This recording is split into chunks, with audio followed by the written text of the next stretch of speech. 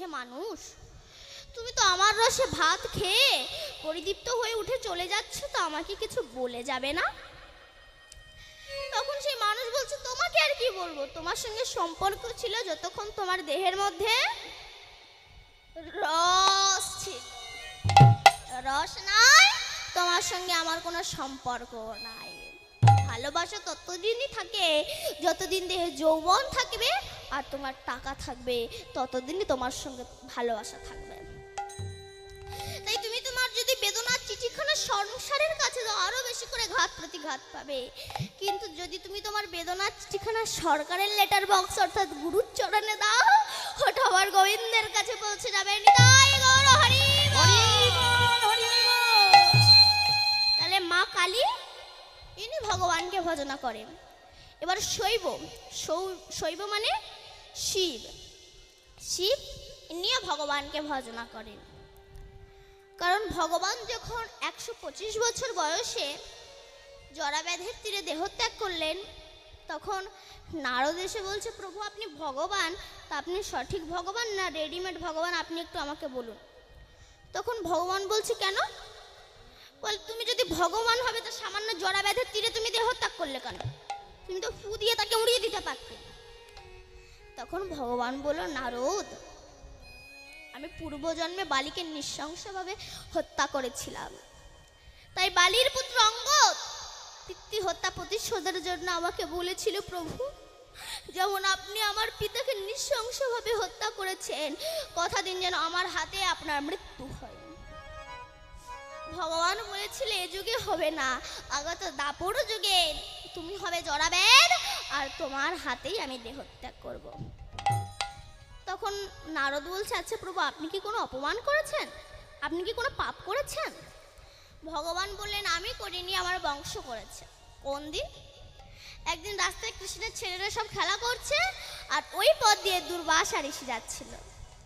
তখন কৃষ্ণের একটা ছেলে আর একটা ছেলে শাম্বকে ডেকে বলছে, তুই তো মেয়েদের মতো দেখতে, ওকে ভালো করে মেয়েদের মতো সাজিয়ে শাঁখা পরিয়ে সিঁদুর পরিয়ে পেটের ভিতর কিছু ন্যাকড়া চোকড়া ঢুকিয়ে দিয়ে আর দুর্বাসা ঋষির সামনে এসে বলছে, এটা আমাদের ভগ্নী, বলুন এর পেটে কি সন্তান আছে, ছেলে না মেয়ে? দুর্বাসা ঋষি তিনি তো সবই জানেন, বলে সরে যাও। কিছুতেই সরে না, না তুমি বলে দাও। তখন দুর্বাসা ঋষি বলল, তোর পেটে যা আছে তা তোর বংশ ধ্বংস হয়ে যাবে। খুলে দেখে কিনা ওটা একটা মুষলে পরিণত হয়েছে। দাদু উগ্রসেনের কাছে ছুটে গেছে, দাদু আমরা ঋষি মুনিদের সঙ্গে ইয়ার্কি মারতে গিয়ে আমার ন্যাকড়া চোকড়া মুষল হয়ে গেছে, কি করব? সর্বনাশ, দুর্বাসার কথা, যা এটা গিয়ে পাথরে গিয়ে ঘষে দে। তখন গিয়ে পাথরে ঘষে দিয়েছিল। কিসের সৃষ্টি হয়েছিল? নল খাগড়ার।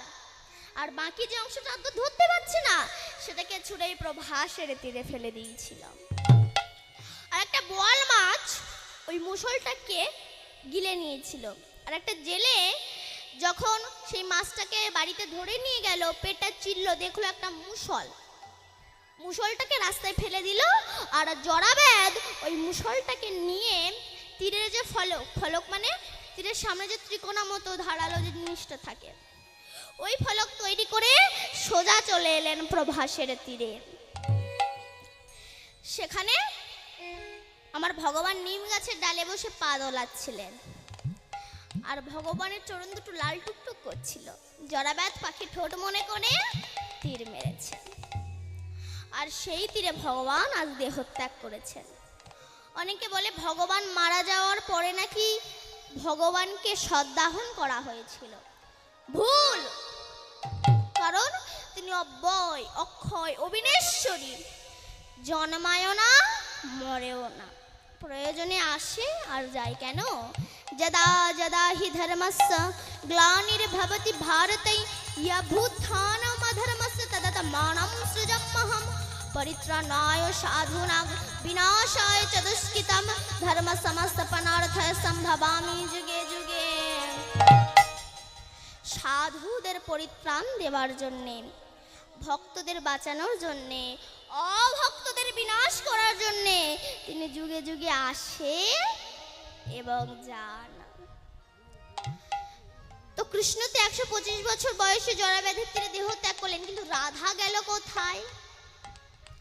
যখন কৃষ্ণ 125 বছর বয়সে জরাব্যাধের তীরে দেহত্যাগ করলেন, স্বর্গ থেকে স্বর্ণ রথ এলো। ওই রথে যখন কৃষ্ণ উঠলেন, রাধা অষ্টসখীকে নিজের দেহের মধ্যে নিয়ে কৃষ্ণের দেহে বিলীন হয়ে গেলেন, এক দেহ ধরে গোলক বৈকুণ্ঠে চলে গেলেন।